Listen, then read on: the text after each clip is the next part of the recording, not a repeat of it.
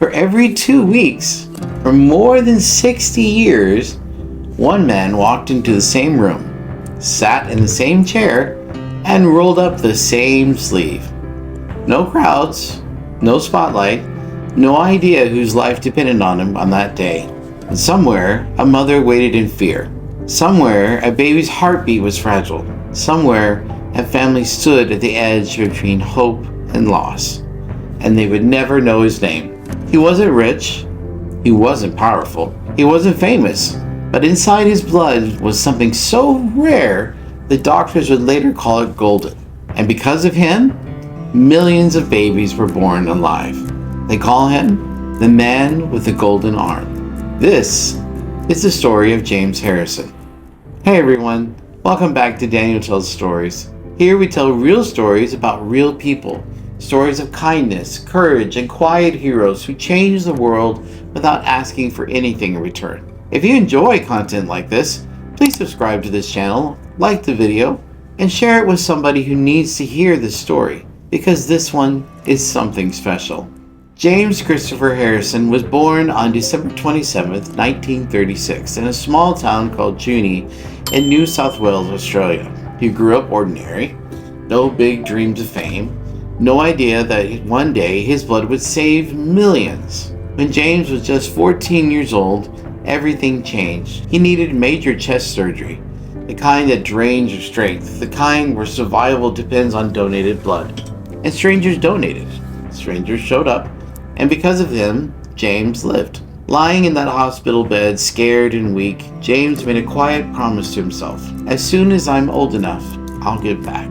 4 years later, despite being terrified of needles, he kept that promise. At 18 years old, in 1954, James started donating blood. At first, he was just like any other donor, any name on a list. Then the doctors noticed something unusual. James's blood contained exceptionally strong antibodies against the Rhd antigen. Those antibodies could be used to create a medicine called anti-D, and anti-D changed everything. Before anti-D existed, a condition called hemolytic disease of the fetus and newborn killed 1 out of every 2 babies diagnosed with it. Mothers' immune systems would unknowingly attack their unborn children. But anti-D stopped that, and James didn't hesitate. He switched from donating whole blood to donating plasma, so that way he could donate every 2 weeks. And he did, again, and again, and again. In 1969, James became one of the founding donors of the New South Wales RH program, one of the first programs of its kind in the world. And from that point on, his blood was used to protect pregnant mothers across Australia. In 1967, more than 3 million doses of anti-D containing James's plasma were given to Australian women. Doctors estimate his donations helped save the babies of more than 2 million mothers. Think about that. 2 million lives, all connected to a man who never stopped showing up. James donated for 57 years straight. That's an average of 1 donation every 3 weeks for more than half a century. In May 2011, he reached his 1,000th donation. In May 11, 2018, at 81 years old, James made his 1,173rd and final donation, forced to stop only because of his age limits.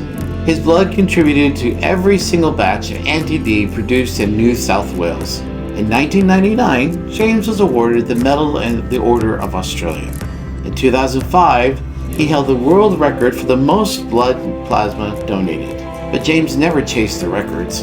When asked about it, he said, "I hope that's a record somebody breaks, because that means they're dedicated to the cause."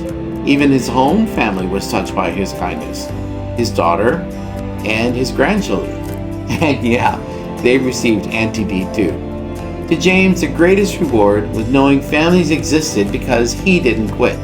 Scientists now are trying to recreate his antibodies in the lab. They call the project James in a Jar, because of people like him are rare. On February 17, 2025, James Harrison passed away peacefully in his sleep at a nursing home in New South Wales. He was 88 years old, a quiet man, a simple life, an impact so big it's almost impossible to measure. James once said, "It doesn't hurt, and the life you save could be your own." Millions of people are alive because he kept a promise at 14. Sometimes, the greatest heroes don't make noise. They just need to show up. If this story touched you, please share it, because heroes like James Harrison deserve to be remembered. This is Daniel Tells Stories, and I'll see you in the next one.